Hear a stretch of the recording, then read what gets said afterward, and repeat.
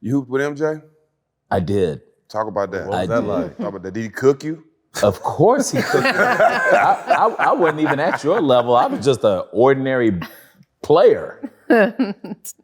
Listen, so my first encounter him playing in the Chicago Summer League. Mm-hmm. Now I held my own, and we weren't always guarding each other, but that was 5-on-5. Yeah. Held my own, it was fine. But then once he retired and he was coming back, he needed some guys who kind of knew the game that he could sort of quietly start working out with. Mm. And he ended up,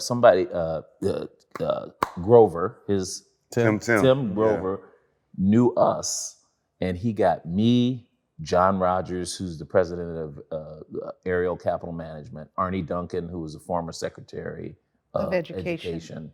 The three of us would go kind of do workouts with him. And that's when he cooked me. I mean, cooked me. And it was so funny because he was very serious about what he was doing. Mm-hmm. Where you would think that somebody who is one of is like the greatest of all time would be taking it easy on some guys who are trying to help him get in shape. It was not like that. And you guys know him too. That's why he's the greatest. He was working on stuff and elbow right to the ribs. Oh, okay. All right. Let me be prepared next time. Elbow to the neck. and then finally once I got one on him where he fouled me and I made it and I fell down. And he was like, Craig, you okay? And I said, yeah, appreciate it. He's like, then get the fuck up. I was like, all right. I see what everybody's saying. You should have been like, and one, MJ, and one. I first of all, I was in fear the whole time I was playing that he'd land on my foot and like twist somehow his get ankle. hurt, right? Yeah.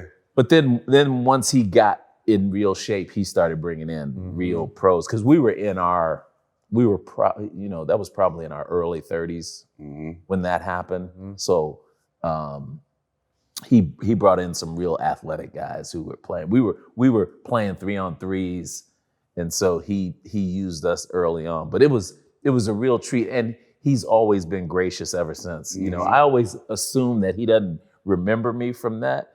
And we were at David Stern's funeral or memorial. It wasn't the funeral; it was a memorial in New York City, and I'm walking past, and I was like, Mike, Craig Robinson. He's like, Craigie, I remember you, man. Stop it. You know how he is. He's just, his mind is as sharp as his game. Mm-hmm. But it was a real treat. Great experience. Yeah. And then I ended up, one more story, when I was assistant coach at Northwestern, and I got the head coaching job at Brown. I tried to recruit his oldest son. Marcus? No, not Marcus. Not Marcus, the one who's older than Marcus. Okay.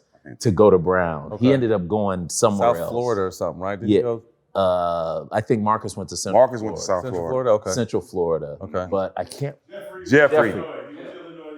Yeah, he ended up going to Illinois. I was like, man, bonus points. You could have come to Brown and would have been starting. The man. And Ivy League school. Mm-hmm. But not everybody understands the big picture. The big picture or wants the big picture. Yeah. So interesting. It was really neat. It's hard to believe neither one of them was good. That's crazy. By the way. This is why you're so popular. Jeez. By the way. I know how you really feel.